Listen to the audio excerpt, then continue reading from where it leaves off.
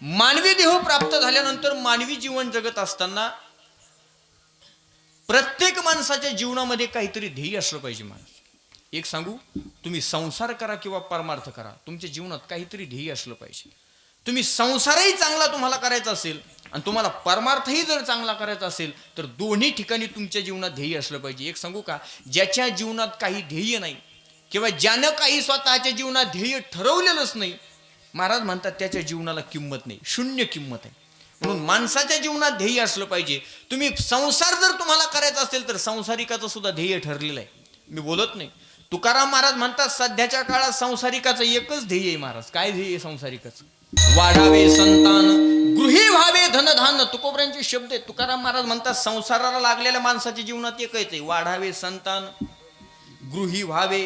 कुणाला वाटतं बरं माझ्या घराच्या समोर एखादी चांगली नवी करकरीत अंकुश महाराज फोर व्हीलर गाडी नसावी? कुणाला वाटतं? प्रत्येकाला वाटतं.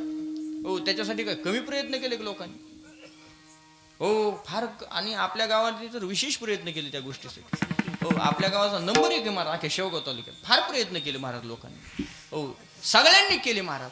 अहो, कुणाला वाटत नाही माझा चार मजली बंगला असला पाहिजे, 70 एकर जमीन असली पाहिजे. मी घराच्या बाहेर पाऊल टाकलो पांडुरंग महाराज की काहीतरी घेऊनच घरी आलो पाहिजे. काहीतरी म्हणजे दुसऱ्या चपला नाही, काहीतरी इन्कम घेऊन मी घरी आलो पाहिजे. का? प्रत्येकाचं ध्येय आहे.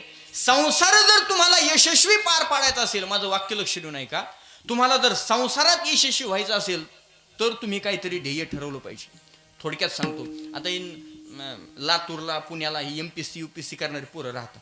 त्यांनी त्यांच्या जीवनात काहीतरी ठरवलंय महाराज. कुणाला कलेक्टर व्हायचे, कुणाला तहसीलदार व्हायचे, कुणाला काहीतरी अनेक प्रकारे व्हायचंय. मला सांगा, त्यांनी काहीतरी ठरवलंय म्हणून ते राहतात ना? ते अभ्यास का करतात? इतक्या लांब का राहतात? त्यांनी काहीतरी ठरवलंय. ऐका, का उगं घरचे सांभाळीत नाही म्हणून चाललेत का तिथं? नाही, काहीतरी ठरवलं. आणि जर तुम्ही तुमच्या जीवनात काहीतरी ठरवलं नाही तोपर्यंत तुम्ही काहीच होऊ शकत नाही. माणसाच्या जीवनात ध्येय असलं पाहिजे. पुन्हा वाक्य सांगतो, तुम्ही संसार करा किंवा प्रपंच करा, तुमच्या समोर ध्येय असलं पाहिजे. संसारिकाचं ध्येय वाढावे संतान, गृही व्हावे धनधान्य. ज्याला संसार मोठा करायचा आहे, ज्याला प्रपंच मोठा करायचा आहे, त्यानं प्रापंचिक ध्येय ठेवा. पण जो माणूस परमार्थात आलेला आहे त्यानं परमार्थिक ध्येय ठेवा. महाराज, परमार्थात आल्यानंतर परमार्थिकाचं काय ध्येय असलं पाहिजे? अहो, असलं पाहिजे, कधीच्या 90 कीर्तनाला आलेल्या माणसानं ठरवलं पाहिजे आज सगळं कीर्तन ऐकल्याशिवाय मी उठणार नाही. बरं, आज सगळं ऐकलंय, उद्या नाही येणार होणार, पण पुढच्या वर्षी कमीत कमी 4 कीर्तन ऐकल्याशिवाय मी उठणार दाखणे महाराज नाही उठणार. त्याच्या पुढच्या वर्षी त्यानं ठरवलं पाहिजे आता सप्ताच पार पाडल्याशिवाय मी जात नाही. हळूहळू त्यानं टाळगाळ्यात घ्यायचा, हळूहळू त्यानं भैरवी म्हणायला सुरुवात करायची, गायन करायचं, प्रवचन करायचं, थोडा गीतेचा गाथ्याचा अभ्यास करायचा. का? पारमार्थिक माणसानं सुद्धा काय केलं पाहिजे? त्यानं ध्येय ठेवलं पाहिजे. नंतर हळूहळू कीर्तन करायचं. आता ऐका, परमार्थात आल्यानंतर कीर्तन करेपर्यंत असणारं जे ध्येय आहे ते ध्येय पारमार्थिक जरी असलं तरी व्यावहारिक आहे. माझं बोलणं ऐकलं का? कीर्तनाला येऊन बसल्यापासून तर कीर्तन करेपर्यंत असणारं ध्येय काय आहे? व्यावहारिक आहे. पण परमार्थात राहून खरं पारमार्थिक ध्येय काय? तुकाराम महाराज म्हणतात, तुका म्हणे जन्म आल्याचे सार्थक, विठ्ठलची एक देखलिया. पारमार्थिक माणसाचं खरं ध्येय त्यानं देव मिळवला पाहिजे. परमार्थ करताना त्यानं देव आपलासा केला पाहिजे. तोपर्यंत त्याच्या जन्माचं सार्थक प्राप्त, त्याला त्याच्या जन्माला, त्याच्या देहाला, त्याच्या जीवनाला सार्थकता प्राप्त होणार नाही. तुका म्हणे जन्मा आल्याचे सार्थक काय असेल तर विठ्ठलची एक देखलिया. देव मिळवल्याशिवाय पारमार्थिक माणसाला त्याच्या जीवनाची सार्थकता होत नाही महाराज. मग वाक्य ऐका, तुम्ही प्रपंच करा किंवा तुम्ही परमार्थ करा, तुमच्या जीवनात काहीतरी ध्येय ठेवा. ज्या माणसानं आपल्या आयुष्यात काहीच ध्येय ठेवलं नाही तो कुठेच जात नाही, त्याच्याच्यानं काही होत नाही आणि त्याच्या जीवनाला काही किंमत राहत नाही. ज्ञानोबरांच्या भाषेत बोलू का? चला, भगवंताने गीतेमध्ये शब्द वापरलेला आहे. भगवान म्हणतात, अर्जुना, काही माणसं मोघम जगत येत. मोघम म्हणजे, मोघम शब्द कळतो तुम्हाला? गीतेनं सांगितलंय. मोघम म्हणजे, अहो तुम्ही नाही म्हणत का गणेश महाराज त्या माणसाच्या नादी लागू नका, त्याचं बोलणं कसं आहे? मोघम. महाराज तुम्ही राहुल महाराजाच्या नादी लागू नका, ते माणसं कशी आहेत म्हणजे हे नाहीत मोघम. पण म्हणतो की नाही आपण, कुणा एक म्हणजे कुणी असू द्या, आपण काय म्हणतो, महाराज त्याच्यासोबत कुठं बोलत बसले, ते मोघम माणूस आहे. मोघ शब्द गीतेनं वापरलाय.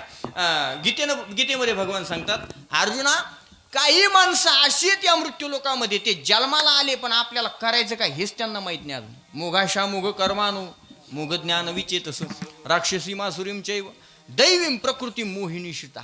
म्हणजे त्यांनी केलेलं कर्म सुद्धा कसं आहे, मोघमच. काहीतरी उग कोणीतरी सांगितलं म्हणून करायचं, आपलं कर्म मोघम आहे. त्यांनी मिळवलेलं ज्ञान सुद्धा कसं आहे, मोघम आहे. काही माणसं मोघम जगत आहेत महाराज, त्यांनी काहीच ठरवलं नाही. आपण जन्माला आलोत, आपण काय केलं पाहिजे, कशासाठी मानवी शरीर मिळाले याचा विचार नसणारी माणसं कशी आहेत, मोघम आहे. किंवा ज्ञानोबरांनी सुद्धा या श्लोकावरती बोलत असताना सांगितलंय, मोघम माणसे कसे असतात माहितीये का, या लागी जन्मले ते मोघ आणि जैशी वारशी विन मेघ. बिना पाण्याचे बिना पावसाचे जसे ढगड येतात ना, ढग आले पण पावसाचा पत्ता नाही, त्याला काय म्हणायचे, ढग कसे आहेत, मोघम आहेत. तसे काही माणसं मोघम आहेत महाराज. म्हणून माणसानं आपल्या आयुष्यात काहीतरी ठरवलं पाहिजे तर किंमत आहे. जीवन जगत असताना स्वतःच्या जीवनात आपल्याला नेमकं काय करायचंय, काय मिळवायचंय, मोघम जागण्यात मजा नाही महाराज. काही माणसं मोघम जगत आहेत. गुरुवारी अनिल महाराज पाटील बार्शीकर, त्यांच्या मुखातून ऐकलेलं उदाहरण आहे, फार गोडे, फक्त लक्ष द्या. काही माणसांनी काही ठरवलंच नाही नेमकं आपल्याला करायचं काय. एक माणूस नुसता खायचा आणि झोपायचं, सकाळी उठला की खायचा, संध्याकाळी झाली की झोपायचं. दिवसभर खायचा झोपायचा, काही काम करत नसायचा. त्याच्या बायकोला सुद्धा राग आला. त्याच्या बायकोनं त्याच्या मित्राला फोन लावला, आपल्या नवऱ्याच्या मित्राला. म्हणे भाऊजी, म्हणजे झालं काय वहिनी, काय नाही म्हणे, एक काम करा, अहो तुम्ही लवकर घरी या आणि तुमच्या मित्राला काहीतरी समजून सांगा. अहो वहिनी झालं काय, अहो झालं काय म्हणे, अहो मुलगा लग्नाला आलाय, मुलगी लग्नाला आली, हा माणूस सकाळी उठतो, खातून झोपतो. अहो त्या पोरीसाठी काहीतरी करून ठेवायचं, ते पोरीचं लग्न करायचंय, पोराचं लग्न करायचंय, लेकरांसाठी प्रपंचासाठी काहीतरी कमवून ठेवायचं. अहो आता मी तरी कुठपर्यंत जाणार. मी सकाळी उठायचं, दुसऱ्याच्या बांधावर खुरपायला जायचं, दुसऱ्याच्या शेतात कामाला जायचं, दुसऱ्याच्या घरची धुनी भांडी करायची आणि त्या लेकरांचं शिक्षण करायचं. आता लग्नाला आली तर आतापर्यंत मी दिवस काढले कसे तरी, पण आता तुम्हीच समजावून सांगा, या माणसानं काहीतरी केलं पाहिजे. हा माणूस काहीच करत नाही. त्यानं सांगितलं, वहिनी तुम्ही टेन्शन घेऊ नका. फोन ठेवला की मी दुसऱ्या दिवशी हजरच आहे. फोन ठेवला आणि दुसऱ्या दिवशी पहिल्याच गाडीने आला आणि दरवाज्यातून उभा राहिला आणि यानं दरवाजा वाजवला. वहिनीनं दरवाजा उघडला. म्हणे या भाऊजी बसा. म्हणे बसायचं राहू द्या. हा कुठे, हा म्हणजे कोण, आता एक त्याला नाव देऊ आपण, रामभाऊ म्हणू. इथं नाही कोणी, रामभाऊ कुठे, म्हणे हा काय आत्ताच खाऊन झोपलाय. झोपले सुद्धा म्हणत नाही बिनकाम करणाऱ्याला, आत्ताच खाऊन झोपलाय असं म्हणतात. हो, म्हणून काहीतरी काम केलं पाहिजे नवऱ्यानं महाराज, नाही तो बायको सुद्धा आवाजाव घालीत नाही. हा माझा अनुभव नाही, बऱ्याच लोकांचा. विठ्ठल विठ्ठल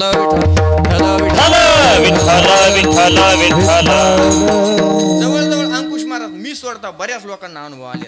म्हणे महाराज तुम्ही का, मी गेलो का काहीतरी घेऊनच येतो, त्याच्यामुळे मला अनुभव नाही. चला काय चाललं होतं आपलं, नाही कीर्तन मला माहिती आहे, मला मुद्दा सांगायचा आहे. कुठं झोपला, तो म्हणे आत्ताच खाऊन झोपलाय. रामभाऊ यानं दरवाजा वाजवला, रामभाऊन दरवाजा उघडला. अरे बापरे, शामराव इतक्या दिवसांनी आला. म्हणे बस बस बस. क्वाटवर दोघं बसले आणि शामरावने आता त्या रामभाऊला उपदेश करायला सुरुवात केली. रामभाऊ, अरे तुला काही पटतं का रे म्हणे, लहानपणीचे आपले मित्र, आपली मैत्री आहे. अरे तुझं पोरग लग्नाला आलंय, पोरगी लग्नाला आली, त्यांचं लग्न करायचं, त्यांचा संसार करायचा आणि तू कुशाल खातून झोपतो. अरे काहीतरी कर ना त्यांच्यासाठी. तो म्हटलं हे बघ अख्खं लाडजळगाव दमलं मला सांगून, पण मी ऐकलं नाही. पण तू एवढ्या लांबून मला सांगायला आलास ना, एक काम कर, काहीतरी कर. तुझं ऐकतो, काहीतरी कर म्हणजे नेमकं काय कर एवढं मला सांग. तो म्हटला काय म्हणजे, अरे सोपं आहे, 4-5 एकर बागायची जमीन आहे तुझी वडलोपार्जित, हा चांगलं पाणी आहे, शेती कर ना. त्यानं हात जोडले आणि सांगितलं हे बघ शामराव, शेती सोडून काही सांग, मी काही करायला तयार आहे पण शेती नको. म्हटली शेती का नको. त्यानं सांगितलं शेतीचं गणित ठरलेलं आहे, खर्च निश्चित पण उत्पन्न अनिश्चित. हो, प्रत्येक धंद्यात मार्जिन आहे महाराज. तुम्ही साधा स्टेशनरी दुकानात जा, तर 5 रुपयाचा कंगवा असतो महाराज. सचिन महाराज घेतलाय तुम्ही कधी, घ्या इथून गेल्यानंतर. 5 रुपयाचा कंगवा आहे महाराज. ऐका, त्या एका कंगव्या पाठीमागं सुद्धा त्या स्टेशनरीवाल्याला 1 रुपयाची काय कमीत कमी मार्जिन ठरलेलं आहे. मला सांगा तुम्ही 5 एकर नाही 20 एकर कांदे लावा मार्केटला लिहा, तुमच्या हातात आहे तुम्हाला काय कांद्याला भाव घ्यायचा. पण रंग महाराज हातात आहे, तुम्ही लावलेत का, लावलेत कांदे म्हणजे केलंय तुम्ही पण. तू का म्हणे हा चला आहे का आपल्याला, अहो अजिबात नाही. प्रत्येक व्यवसायात मार्जिन ठरलेलं आहे महाराज, पण शेतकी असा व्यवसाय का त्याच्यात आपल्या हातात मार्जिन नाही. आता उगती आता आता अतिवृष्टी झाल्यामुळे ते अनुदान आले, काहीला दरवर्षी जेवढा कापूस होत त्याच्यापेक्षा डबल अनुदानच आलं. ते तर म्हणतात मग आता दरवर्षी पाऊस पडू दे असं. वारे वा गंमत, अशी काही गोष्ट आहे महाराज. मला मुद्दा सांगायचा आहे, त्यानं सांगितलं शेती सोडून काही करायला तयार आहे, शेती मला परवडणार नाही. त्यानं सांगितलं रामभाऊ एक काम कर, शेती करायची नाही. म्हटले नाही करू नको, एक काम कर, 5-50 हजार कुणाकून तरी भांडवल म्हणून उसणं घे. म्हटलं घेतलं उसनं. पुढं काय? तो म्हटलं काही नाही, त्या 50-50 हजार भांडवल म्हणून उसनं घे, त्याचा एखादा व्यवसाय एखादा धंदा टाक. 10-5 महिन्यानंतर त्या धंद्यातून तुला 1,00,000-2,00,000 रुपये भेटतील. तो म्हटला तुझं ऐकलं, 50-50 हजार उसने घेतले, धंदा टाकला, 2-5-6 महिन्यानंतर 1,00,000-2,00,000 रुपये मला भेटले, पण पुढं काय? तो म्हटला पुढं काय म्हणजे आलेले 1,00,000-2,00,000 रुपये खर्चायचे नाही, पुन्हा त्याच धंद्यात गुंतवायचे, धंदा अजून वाढवायचा, व्यवसाय मोठा करायचा. म्हटलं केला व्यवसाय मोठा, पुढं काय? म्हटलं काही नाही, 1,00,000-2,00,000 रुपये त्या धंद्यात तू गुंतवले की 10-5 महिन्यानंतर पुन्हा त्याच्यातून तुला 10-5 लाख रुपये भेटतील. तो म्हटला भेटले 10-5 लाख, पुढं काय? तो म्हटलं पुढं काय म्हणजे 10-5 लाख रुपये आले की पुन्हा त्याच धंद्यात गुंतवायचे, धंदा वाढायचा, व्यवसाय मोठा करायचा. म्हटलं तुझं ऐकलं, आलेले 10-5 लाख रुपये त्याच धंद्यात गुंतवले, धंदा वाढवला, व्यवसाय मोठा केला, पण पुढं काय? तो म्हटलं पुढं काय म्हणजे सोपी गणित आहे, आलेले 10-5 लाख रुपये त्याच धंद्यात गुंतवायचे. अरे 1-2 वर्षानंतर तुला कमीत कमी कोटभर रुपये त्या धंद्यातून मिळतील. हो, तू कोट्याधीश होशील. तो म्हणला ठीक आहे, 10-5 लाख रुपये धंद्यात गुंतवले, मला 1 कोटी रुपये प्राप्त झाले, पण पुढं काय?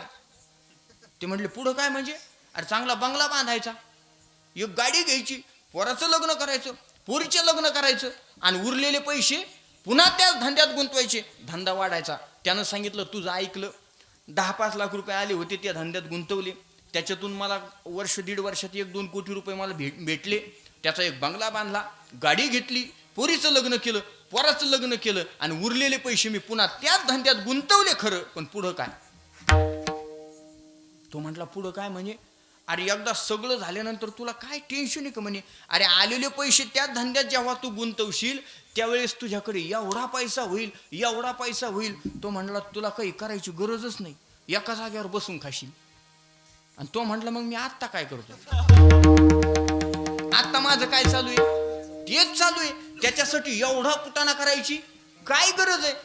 मला मुद्दा फक्त एवढा सांगायचा, विनोद संपला.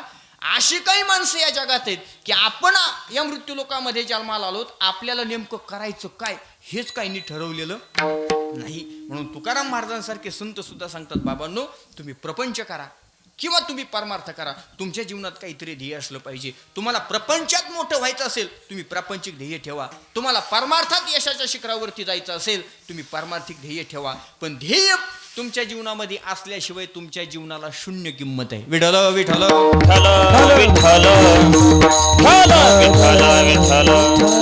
आणि मग हे ऐकल्यानंतर काही साधक मंडळी तुकाराम महाराजांकडे आली, साष्टांग दंडवत केला, म्हटली महाराज ठीक आहे, तुमचं म्हणणं आम्हाला कळालं, प्रपंचात असताना आम्हाला आता परमार्थ करण्याची इच्छा झाली, आणि तुमच्या जीवनाकडे पाहून आता आम्हाला देव मिळवण्याची इच्छा झाली. आम्ही आमच्या जीवनामध्ये महाराज ध्येय ठरवलं की आम्हाला देव मिळवायचा. पण महाराज एक सांगू का, तुम्ही जशी साधना केली देव मिळवण्यासाठी तशी साधना आम्ही करू शकत नाहीत महाराज.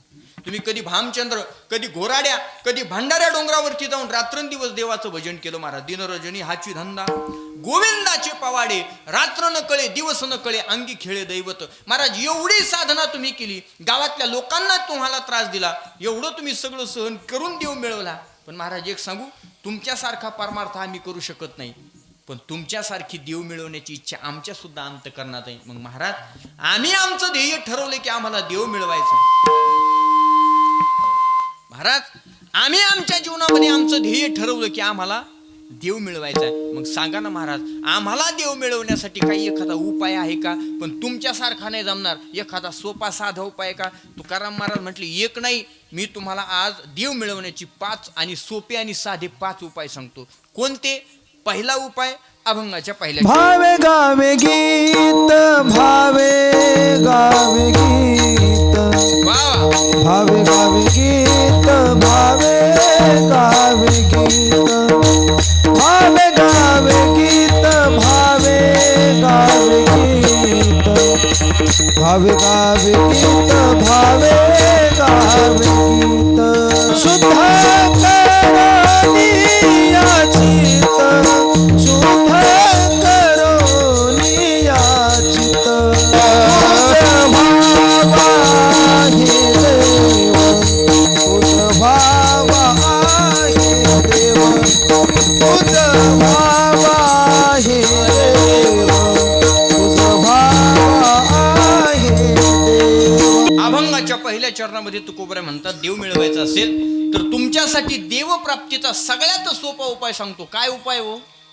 देव कशानं प्राप्त होतो? भावे गावे गीत शुद्ध करून या चित्त. तुकाराम महाराज म्हणतात भावनेनं भगवंताचं गीत गा आणि नुसतं भावनेनं नाही तर चित्त शुद्ध करून भगवंताचं भजन करा. देव प्राप्त झाल्याशिवाय राहणार नाही.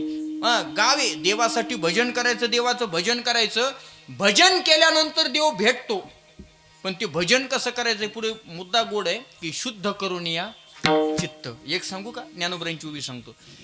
ज्ञानोबरा म्हणतात परमार्थ मार्गाला लागलेल्या माणसाचं जोपर्यंत अंतःकरण शुद्ध होत नाही, जोपर्यंत चित्त शुद्ध होत नाही, त्यानं कितीही अवडंबर करू द्या, परमार्थाचा किती अट्टहास करू द्या, त्याचा परमार्थ देवापर्यंत जात नाही. एरवी तरी पार्था अंतर शुद्ध नसता आणि बाह्य कर्म क्षालिता तो विटंबुगा. एक सांगू, ज्ञानोबरा म्हणतात चित्त शुद्ध न करता केलेला परमार्थ म्हणजे केवळ त्या भक्तीची विटंबना आहे, परमार्थ त्याला म्हणत नाही. जोपर्यंत तुमचं अंतःकरण शुद्ध होत नाही ना महाराज, तोपर्यंत देव तुमच्याकडे येणारच नाही. आणि तुकाराम महाराजाचं आणखी एक प्रमाण आहे महाराज.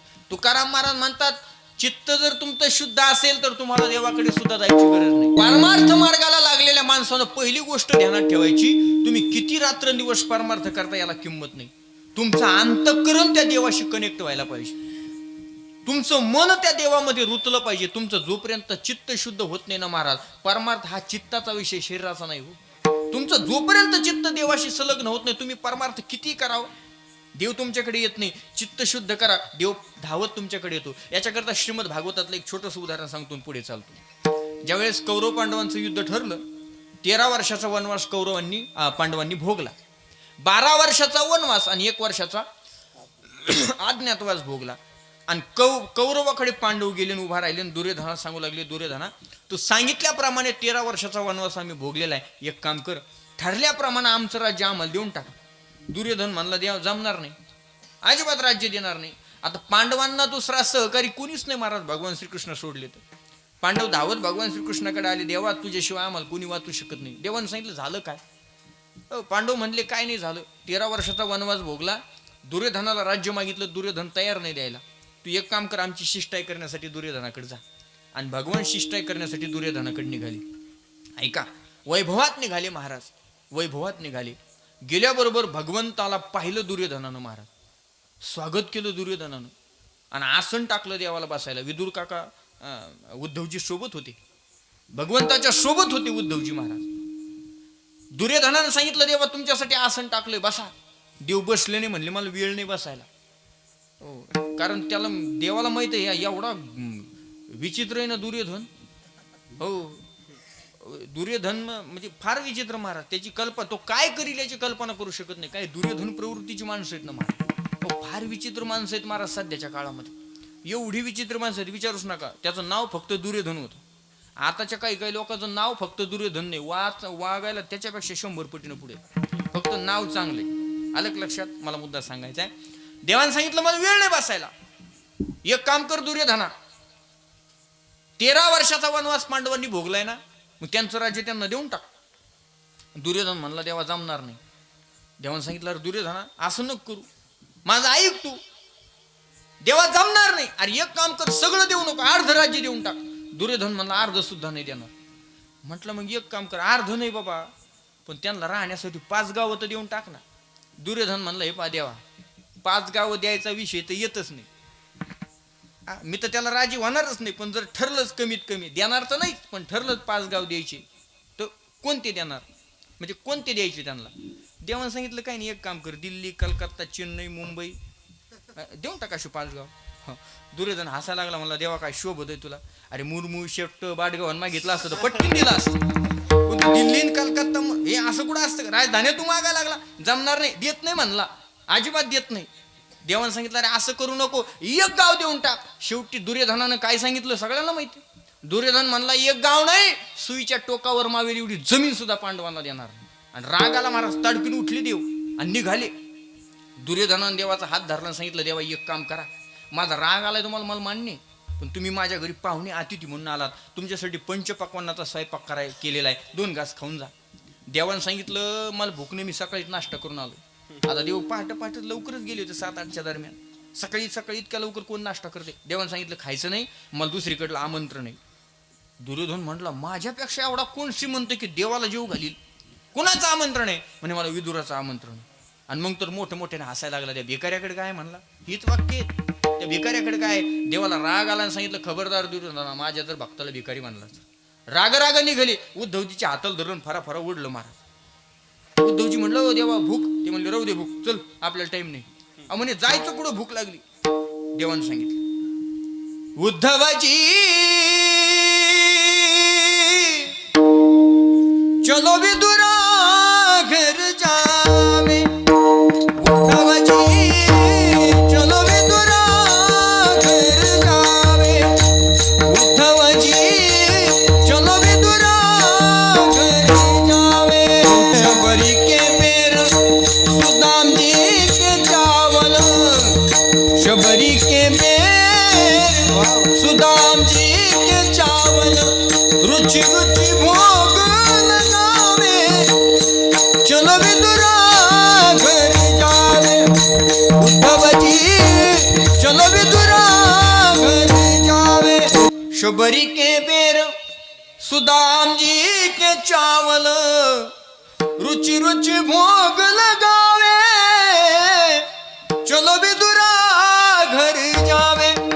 उद्धवजी चलो विदुरा घर जावे. मला मुद्दा एवढा सांगायचा आहे, भगवान परमात्म्यानं दुर्योधनाच्या घरातलं पंचपक्वानाचं जेवण खाल्लं नाही.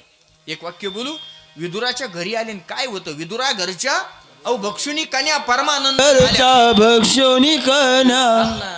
दृष्टांत चालू आहे, थांबा. विदुरा घरच्या भक्षुनी कन्या परमानंदे झाला. मनमोहन मुरलीवाला नंदाचा आलबेला. मला मुद्दा फक्त एवढा सांगायचा, माझ्या बोलण्याकडे बारकाईने लक्ष द्या.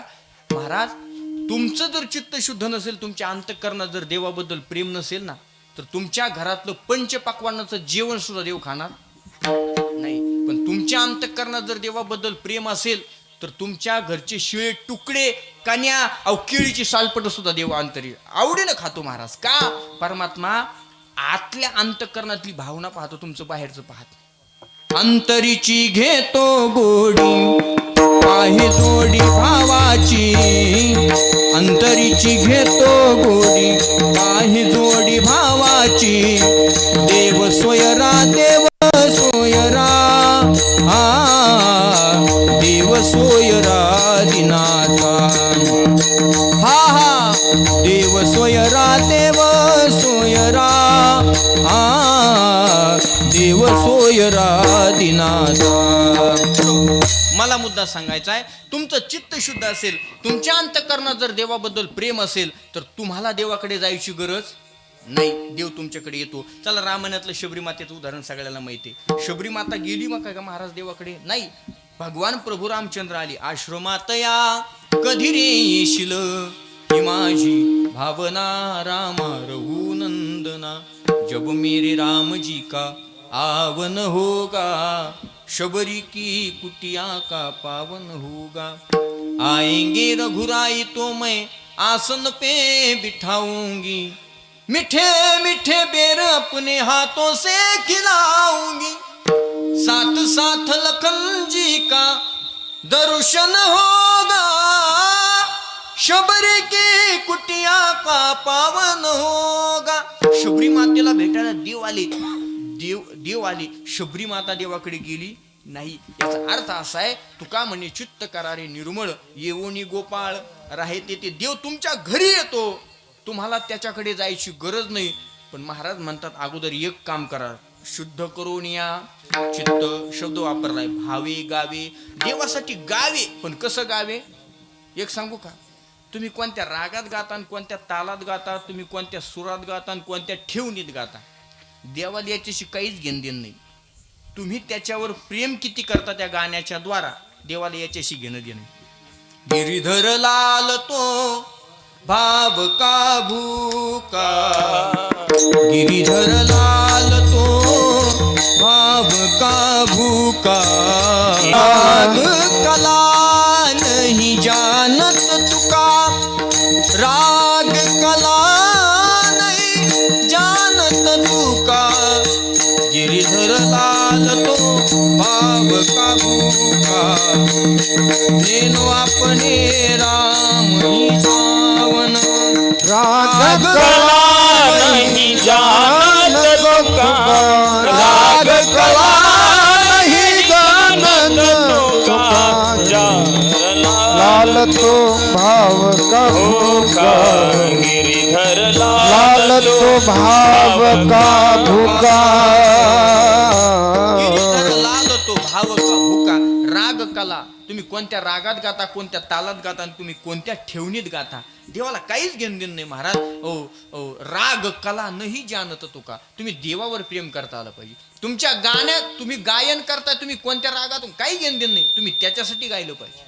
तुमचं गायन त्याच्यापर्यंत गेलं पाहिजे, त्याच्या हृदयाचा ठाव तुम्हाला घेता आला पाहिजे, तर गायन केल्यानं देव भेटतो. म्हणून भावे गावे, तर नुसतं भावे गावे नाही तर चित्त शुद्ध करोनी गावे. तुमच्या गायन करत असताना तुमचं चित्त शुद्ध असलं पाहिजे. मी त्याच्याकरता गातोय, हो संपल्यावर मला किती भेटतील याच्याशी मला काही घेणं देणं नाही, पण मी गातोय त्याच्यासाठी हे भाव असला पाहिजे, तर ते गायन देवापर्यंत जातं. एरवी ते गायन कितीही करू द्या, आपण कोणत्या रागात गातो काही घेणं देणं नाही. म्हणून तुमचं गायन सुद्धा देवाकरता असलं पाहिजे.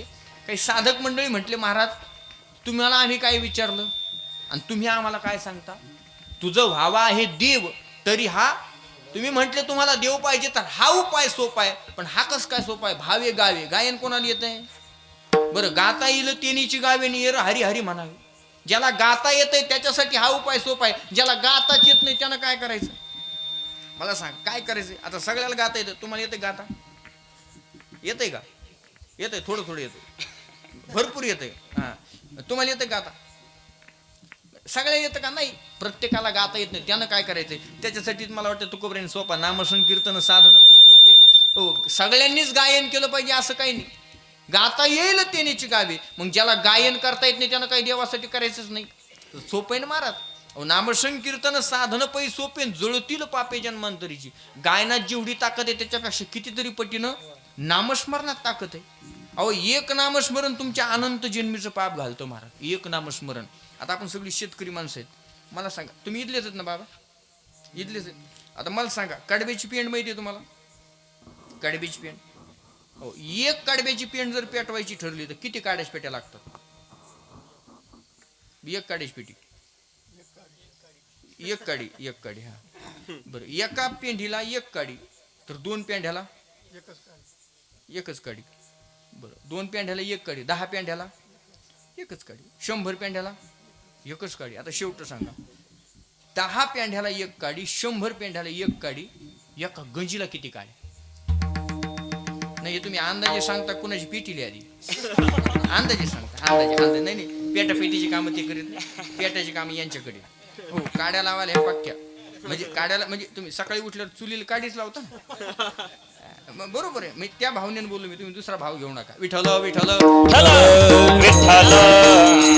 एक वाक्य बोलू का, एक काडी नुसती एक गंज पेटील याच्यात नवल, अवघ्या विश्वाला आग लावण्याची ताकद एकाकडे. हो एक फक्त तिला वाव मिळाला पाहिजे. ज्ञानोबराय म्हणतात तैसा विस्फुलिंग लागे इंधना. फक्त त्याला वाव मिळाला पाहिजे. त्याला जर वाव मिळाला तर अवघं विश्व ती जाळू शकते. तसं एक नामस्मरण तुमचं अवघ्या अनंत जन्मीचं पाप घालू शकतं. नाही गाता येत नसेल तर तुम्ही नामस्मरण करा. भावे गावे गीत शुद्ध करून या चित्त म्हटले महाराज. हे जरा अवघड आहे, याच्यापेक्षा सोपं सांगा. महाराज म्हटले एक सारा, तुम्हाला हे पटत नाही तर दुसरं सांगतो, पण तिसऱ्या चरणात आणि काचे कानी, आणि काचे कानी, आणि काचे कानी, आणि काचे कानी. गुण दोष मनानानी, गुण दोष मनानानी, तुझ व्हावा आहे देव, तुझ व्हावा आहे देव. अनेकांचे कानी गुण दोष मनानानी. महाराज म्हटले पहिल्या याच्यात समाधान होत नाही. तुम्हाला पहिला उपाय जर जड वाटत असेल, सोपा वाटत नसेल, तर तुमच्यासाठी दुसरा उपाय तिसऱ्या चरणात महाराजांनी सांगितलाय. अनेकांचे कानी गुणदोष मनानानी. देव मिळवायचा आहे ना, एक काम करा, दुसऱ्यांच्या गुणदोषाचं चिंतन आपल्या कानावर येऊ द्यायचं नाही, मनात येऊ द्यायचं नाही. म्हणजे सोप्या भाषेत सांगू का, कुणाला चांगलं म्हणायचं नाही आणि कुणाला वाईट म्हणायचं नाही. अजिबात नाही. हो म्हटले महाराज हे तर पहिल्यापेक्षा अवघड आहे. हो सकाळी उठल्यान घरच्या भाकरी खाऊन दुसऱ्याची उचापात्या केल्याशिवाय तर आमचा दिवस गोड होत नाही. हे आपली काय सवय महाराज. दुसऱ्याच्या टिंगला जर केल्या नाही तर आम्हाला खाल्लेलं अन्न पचत नाही महाराज. तुम्ही हा उपाय सोपा, अहो हे तर पहिलाच सोपा होता. कमीत कमी विष्णू महाराजाकडे आम्ही क्लास लावून गायन तरी शिकलो असतो. हे जरा अवघडच आहे. अनेकांचे कानी. अहो ज्ञानोबराय म्हणतात हे रागद्वेष जरी निमाले तरी ब्रह्मीचे साम्राज्य आले. हो हे रागद्वेष जरी निमाले तरी ब्रह्मीचे साम्राज्य आले. विचार करा, राग आणि द्वेष गुण अवगुण पाहण्याची सगळ्याला. हो तुकाराम महाराजांचं आणखी एक प्रमाण आहे. तुकाराम महाराज म्हणतात माणसाला अवगुण पाहण्याची जास्त सवय, गुण लवकर दिसत नाही. आणि तुकाराम महाराज म्हणतात दुसऱ्याचे अवगुण पाहण्याच्या अगोदर माणसानं स्वतःचं अंतकरण तपासलं पाहिजे की मी त्याला अवगुण म्हणतो पण मी किती अवगुण आहे. कासया गुणदोष पाहू अनेकांचे मज काय त्याचे उणी असे. मी दुसऱ्याचे दोष का पाहू. आपण व्यवहारात एक म्हण आहे, हो दुसऱ्याकडे एक बोट आहे तर आपल्याकडे 4 बोट आहेत. ही सरळ म्हण आहे पण या म्हणेचा अर्थ का नाही उगा म्हणतात म्हणून म्हणायचं तसं नाही. मोघम नाहीत काही गोष्टी, विचारपूर्वक आहेत काही गोष्टी. विचार करा, दुसऱ्याला नाव ठेवण्याच्या अगोदर माणसानं स्वतःचं अंतकरण तपासलं पाहिजे. अरे मी त्याला अवगुणी म्हणतोय, पापी म्हणतोय, मूर्ख म्हणतोय, पण जरा मीही विचार केला पाहिजे. ज्या अर्थी माझ्या नजरेत तो मूर्ख आहे त्या अर्थी मला सुद्धा थोडंफार मूर्खता माझ्या जीवनात सुद्धा आहेच. ही माणसानं तपासलं पाहिजे महाराज. नाहीतरी सांग का चांगल्या गोष्टी माणसाला दिसतच नाहीत महाराज, वाईट गोष्टी लवकर दिसतात. आणखी सोप्या भाषेत सांगतो तुम्हाला, माणसाला गुण लवकर दिसत नाहीत, दोष अगोदर दिसतात. एखादा माणूस आपल्या समोरून आला रे आला की त्याच्यातले गुण माणसाला दिसत नाहीत, त्याच्यात काय दोष आहेत ना हे लवकर दिसतात. माझ्या एका मित्रांनी मला व्हॉट्सअपवरती फार सुंदर मेसेज पाठवला होता. फार गोड आहे, हिंदीत आहे पण मी आपला मराठीत सांगतो. कारण आम्ही हिंदी आती मगर हेलपटे खाते. म्हणजे आमची हिंदी काही तेवढी पक्की नाही, म्हणजे एवढी काही कच्ची नाही.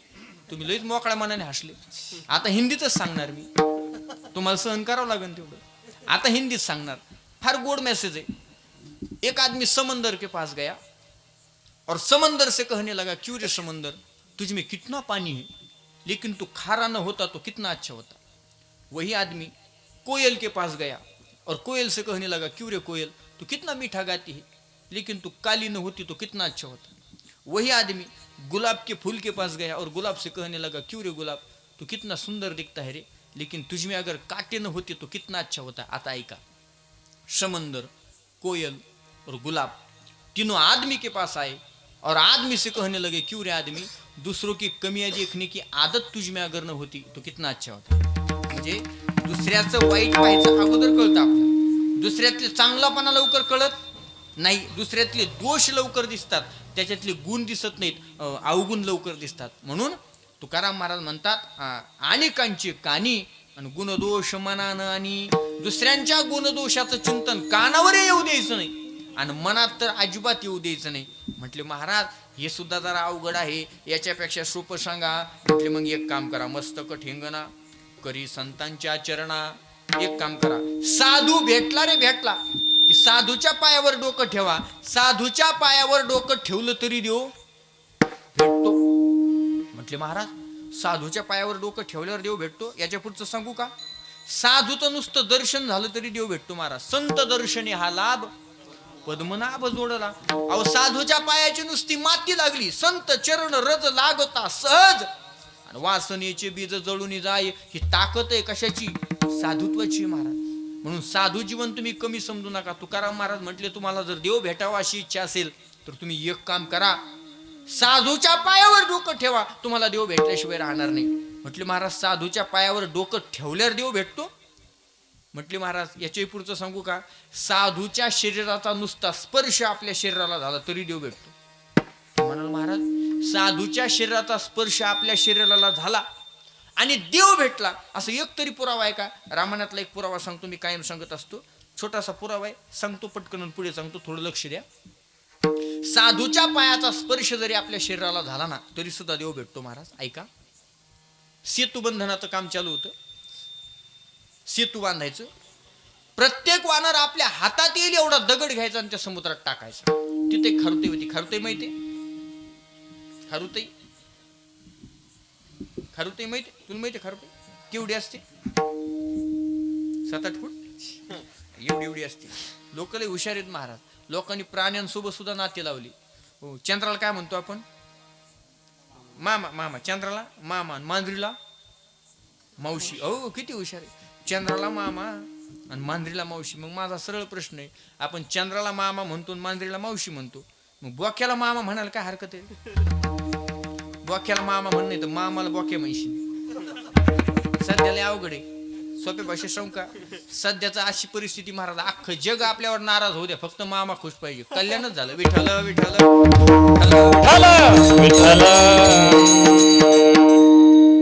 याला हे कळलं नाही, उद्या 7 ते 9 कीर्तन ऐकायला आणि जेवून जा. सोप्या भाषेत सांगतो. चला, मला मुद्दा सांगायचा आहे. ती खारुताई तिथं होती. ती खारुताई काय करायची, आपल्या ओझळीत बसेल एवढी वाळू माती घ्यायची आणि त्या समुद्रात टाकायची. रामप्रभू एका दगडाच्या शिळेवर बसलेले होते. त्यांनी पाहिलं, अरे किती छोटा जीव आहे, किती लहान जीव आहे, पण काय याचं माझ्यावर प्रेम आहे, काय भावना आहे, म्हणून कौतुक केलं. कुणी? रामप्रभूंनी. कुणाचं? खारुताईचं. आणि रामप्रभूची नजर थोडीशी इकडं तिकडं झाली आणि खारुताई चिर्रकन रडली. का रडली? म्हणून रामप्रभू दगडाच्या शिळेवरून उठले आणि धावत गेले आणि समोर जाऊन पाहिलं तर खारुताई बेशुद्ध पडलेली होती. रामप्रभूंनी त्या खारुताईला उचललं, तळ हातावरती घेतलं, तिच्या चेहऱ्यावर पाणी शिंपडलं, ती कशी तरी जागी झाली, तिला पाणी पाजलं, पाठीवरून हात फिरवला आणि विचारलं रामप्रभूंनी, खारुताई काय झालं? खारुताई म्हटली, रामा मी तुझं काम करत होते रे, माझ्या शेपटीवर कोणतरी पाय दिला. रामप्रभू म्हटले, फक्त नाव सांग कुणी दिला, मुंडकच कापतो त्याचं. खारुताई म्हटली, हनुमंतानं. रामप्रभू म्हटले, हा तर कार्यकर्ताच निघाला. आणि कार्यकर्त्यासाठी वेगळा नाही आणि सामान्य जनतेसाठी वेगळा नाही, ते काय राजकारण नव्हतं, ते रामराज्य होतं. रामप्रभू म्हटले, खारुताई हनुमंतानं शेपटीवर पाय देऊ दे, लक्ष्मणानं शेपटीवर पाय देऊ दे, पण ऐक, चुकून माझा जरी पाय तुझ्या शेपटीवर पडला असेल तरी तू म्हणशील ती शिक्षा करायला तयार आहे, सांग हनुमंताला काय शिक्षा करू. खारुताईने हात जोडले, सांगितलं, रामा हनुमंताला शिक्षा नका करू, मग त्याचा सत्कार करा. रामप्रभू म्हटले, खारुताई तू भानावर आहेस? अगं शेपटीच्या ऐवजी जर पोटावर पाय पडला असता तर सत्कार करायला तू राहिली असती. तरी सुद्धा देवा त्याला शिक्षा करायची नाही, त्याचा सत्कार करायचा.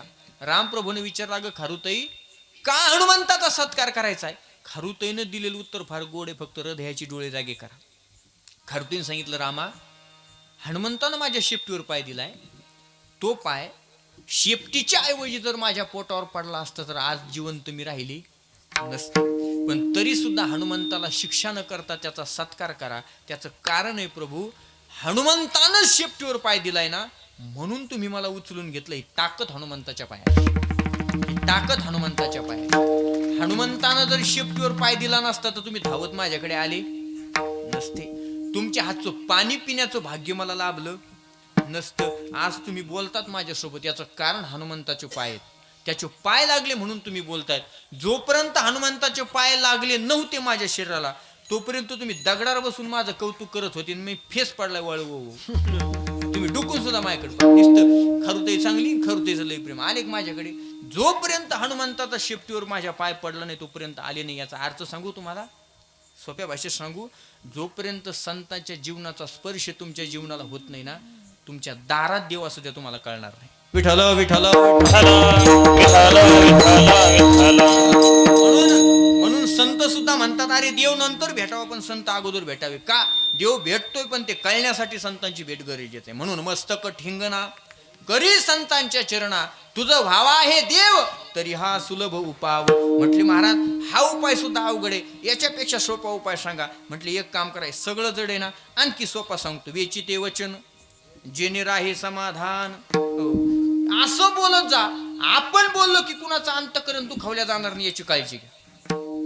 माणसानं कसं बोलावं? तुकाराम महाराज म्हणतात, बोले ऐसा बोले जेणे बोले विठ्ठल डोले.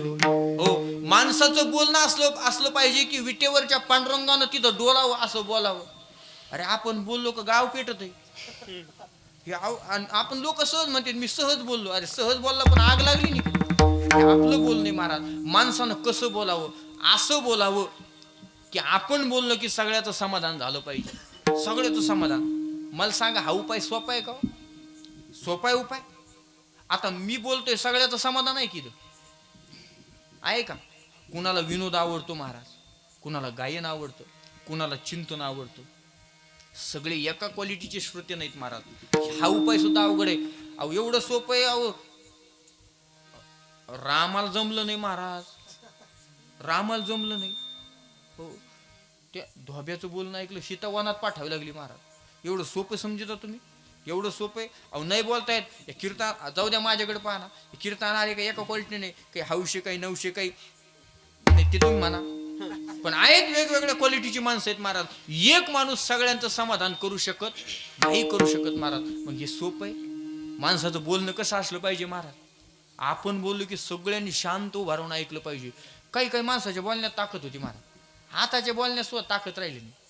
हो, जुन्या काळात तुम्ही पहा. आता हा काही राजकारणाची गादी नाही आणि मी काय कोणत्या पक्षाचा नाही, पण आठवलं म्हणून मी काही, मला एक उदाहरण फार माझ्या डोक्यात बसलेलं ते स्वर्गीय अटल बिहारी वाजपेयी यांच्या जीवनातला प्रसंग आहे. अटल बिहारींचं असं वारं होतं आणि प्रचार सभा सुरू होत्या. एकदा अटल बिहारी वाजपेयी प्रचार करत करत बिहारमध्ये गेले आणि बिहारमध्ये त्यांनी फार मोठी प्रचार सभा घेतली. आणि ज्या दिवशी अटल बिहारी वाजपेयींनी बिहारमध्ये प्रचार सभा घेतली त्याच दिवशी लालू प्रसाद यादव यांनी टीका केली अटल बिहारी वाजपेयीवर. लालू प्रसाद यादव म्हटले, हमार बिहार मा तोहार का काम आहे? जमलं? प्रयत्न करतो नसते. म्हणजे आमच्या बिहारमध्ये तुझं काय काम आहे? महाराज तिथं जर दुसरं कोणी असतं तर म्हटलंस तुझ्या बापाचं आहे का बिहार? पण अटल बिहारी वाजपेयी यांचा स्वभाव एवढा शांतून, बोलणं एवढं संयमी आणि गोड होतं. मला हे सांगायचंय, अटल बिहारी वाजपेयींनी दुसऱ्या दिवशी बिहारमध्ये गेले आणि प्रचार सभा घेतली. हो, बिहारच्या शेजारीच गेले, प्रचार सभा घेतली आणि त्यांनी माईक हातात घेतला, स्टेजवर जाऊन उभे राहिले, माईक हातात घेतला आणि बोलायला लागले, कल हम जब बिहार गए तो हमारे लालू भाई ने हमसे पूछा कि हमार बिहार में तोहार का काम है, लेकिन मैं अपने भाई लालू जी से कहना चाहता हूँ, लालू जी आप केवल बिहारी हो, हम अटल बिहारी है. महाराज जिंकलं ना बिहारचं सगळं. पाहता काय माझ्याकडे? मला मुद्दा फक्त एवढा सांगायचा आहे, तुमच्या बोलण्यात ताकद असली पाहिजे. तुमच्या बोलण्यात वजन असलं की अख्खं जग आपलंच होतं. मुखी अमृताची वाणी, देह देवाची कारणी. माणसाचं बोलणं असं गोड असलं पाहिजे ना महाराज. आपण बोलायला लागलो की समोरच्याला वाटलं पाहिजे यानं बोलत राहावं आणि मी ऐकत राहावं. काही काही माणसं एवढे बिलिंदर आहेत महाराज बोलायच्या बाबतीत. ते माणसं समोरच्या गल्लीने पाहिलं की आपल्याला वाटतं ही गल्ली बदलून दुसरीकडून जा. काहीला बोलायची सवय, पण मोघम बोलायची सवय. माणसाचं बोलणं चांगलं असलं पाहिजे, माणसाचं वागणं चांगलं असलं पाहिजे. जोपर्यंत तुमचं बोलणं चांगलं नसेल, जोपर्यंत तुमचं वागणं चांगलं नसेल, तोपर्यंत जगाच्या दारात तुम्हाला किंमत नाही, याच्यात नवल नाही. तो देव सुद्धा तुम्हाला जवळ करणार. देवानं आपल्याला जवळ करावं अशी इच्छा असेल, देवानं आपल्याला जवळ घ्यावं आपली अशी इच्छा असेल, तर अगोदर आपलं मन शांत ठेवा, अंतःकरण स्वच्छ करा आणि दुसऱ्याबद्दल येणारे वाईट विचार डोक्यातून काढून टाका. तोपर्यंत देव आपल्याला जवळ केल्याशिवाय राहणार. देव जवळ करतो महाराज, पण कुणाला? ज्याचं हे मोकळं आहे, ज्यानं ठास ठासून याच्यात भरलेलं आहे ना, काम, क्रोध, मद, मत्सर, दंभ, अहंकार, सुट्टीच नाही महाराज, सुट्टीच नाही. त्याला देव बघतही नाही त्याच्याकडे डुकून. हे मोकळं करावं लागतं देवासाठी आधी. चला, मुखी अमृताची वाणी, आणि वाणी मुखाद्वारे अमृताची वाणी येते का? हे आतमध्ये मोकळं लागतंय तेव्हा होत आहे. हे आत जर सगळं भरलेलं असलं तर वाणी चांगली होत नाही, बोलणं चांगलं येत नाही माणसाचं. तुम्ही पहा, एखादा माणूस बाहेरून आला ना आणि काही त्याच्या डोक्यात गणगण असली, घरच्यांनी सहज जरी विचारलं कुठे गेलते, काय करत तुला माणसाच्या मा काय गणगणी? अरे गप ना,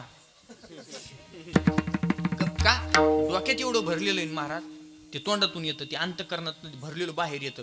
पण जोपर्यंत याच्यात देव साचला जात नाही, जोपर्यंत अंतःकरणात देव भरला जात नाही, देवाबद्दल प्रेम निर्माण होत नाही, तोपर्यंत तुमच्या तोंडातून सुद्धा चांगली वाचा येणार नाही.